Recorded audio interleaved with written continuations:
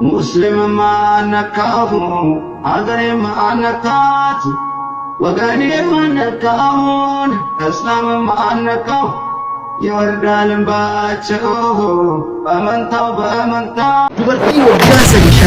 sharmuuxittiin qulqulleettiin gandee fi ilmaan jalaan bu'aa martii itti duultee dadhabdu dubartii akkana argatu jechuun bar carraadha. Hardhallee wanti akkanatti jaratii naffa'ee isinitti haasa'u kalii jeelaa eneen bitgalluu yookaan osoo ilmooti yana jala arrabsitanirraa isin na ajjeestaniyyuu niitiin tiyya anqabaarrartee guddistee duudhaa fi safuudhaa fi amantii kiyyaan akka naa guddistu baraasee sila mitti maammannu. በጣም ጀግና ሊሳለ والله بالله ኦሮሞ keessa namni bay yoo jecha takka jedhanii hin booya yoo jecha takka jedhanii jiruu fi jibba yoo jecha takka jedhanii uf dhaba min ayna seet bittoonnaat mucatti akkamii yoo taatu sabni isiin keessaa dhalatte saba kiyya ka jettuun waggaa sadii guutuu suuraa tokkicha qabatanii ganama galgala itti duula har dhagahuu jechuun bar jabeennuma hagam ga'u onne hagami hanu jiru mee ummata xuri ummata wasaka sammuu dhoqqee guyyaa takka hawwiin deebisanii deebistee beekti maaliif waan isin tuffattuufi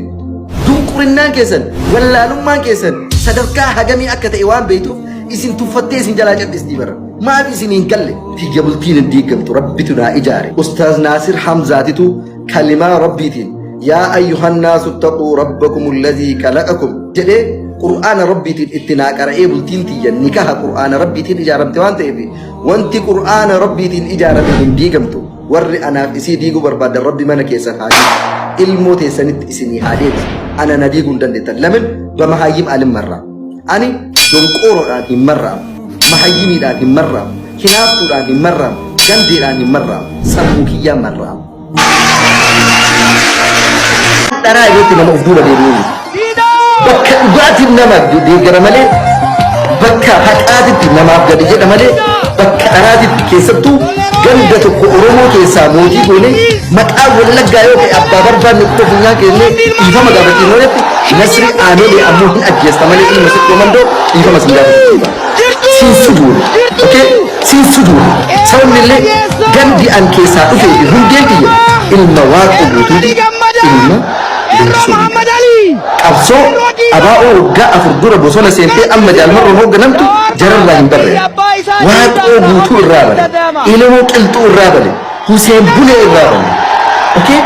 jara kanarraa waan bareef qabsoo ati har'a namaan sodaachistuu fi ol aantummaa isin Oromoo irratti agarsiisuu barbaaddan ani asii miti asii murama malee hin fudhatu asii miti asii murama malee hin fudhatu ani tokkichi osoo Oromoon kutaa 11 isinii fidde ani isinii fidde kaleessa wanti isin waliin dhaabadde Oromoo sabboona qabsaayaadha jedhee isin waliin dhaabadde dubartii waggaa sadi sharmuuxittiin qulqulleettiin gandee fi ilmaan jalaan bu'aa martii itti duultee dadhabdu dubartii akkana argatu jechuun bar carraadha. Hardhallee wanti akkanatti jaratii naffa'ee isinitti haasa'u kalii jeelaa eneen bitgalluu yookaan osoo ilmooti yana jala arrabsitanirraa isin na ajjeestaniyyuu niitiin tiyya anqabaarrartee guddistee duudhaa fi safuudhaa fi amantii kiyyaan akka naa guddistu baraasee sila mitti maammannu. Bataam jagnaa lisaale. Wallaahi billaahi Oromoo keessaa namni bayi yoo jecha takka jedhanii hin booya yoo jecha takka jedhanii jiruu fi jibba yoo jecha takka jedhanii uf dhaba min ayna seet bittoonnaat mucatti akkamii yoo taatu sabni isiin keessaa dhalatte saba kiyya ka jettuun waggaa sadii guutuu suuraa tokkicha qabatanii ganama galgala itti duula har dhagahuu jechuun bar jabeennuma hagam ga'u onne hagami hanu jiru mee ummata xuri ummata wasaka sammuu dhoqqee guyyaa takka hawwiin deebisanii deebistee beekti maaliif waan isin tuffattuufi dunqurinnaan keessan wallaalummaan keessan sadarkaa hagamii akka ta'e waan beektuuf isin tuffattee isin jalaa cadhistii bara maaf isin hin galle tiyya bultiin hin diigamtu rabbitu naa ijaare ustaaz naasir hamzaatitu kalimaa rabbiitiin yaa ayyuhan naasu ittaquu rabbakum alladhii khalaqakum jedhee qur'aana rabbiitiin itti naa qara'ee bultiin tiyya nikaha qur'aana rabbiitiin ijaaramte waan ta'eef wanti qur'aana rabbiitiin ijaarame hin diigamtu warri anaaf isii diiguu barbaadan rabbi mana keessan haa diigu ilmoo teessanitti isinii haa deebisu ana na diiguu hin dandeettan lamin bamahayyim alim marraa ani donqooroodhaan hin marraamu mahayyimiidhaan hin marraamu hinaaftuudhaan hin marraamu gandeedhaan hin marraamu sammuu kiyyaan marraamu dharaa irratti nama of duuba deebi'uuni bakka dhugaatiin nama deeggara malee bakka haqaatitti namaaf gadi jedha malee bakka araatitti keessattuu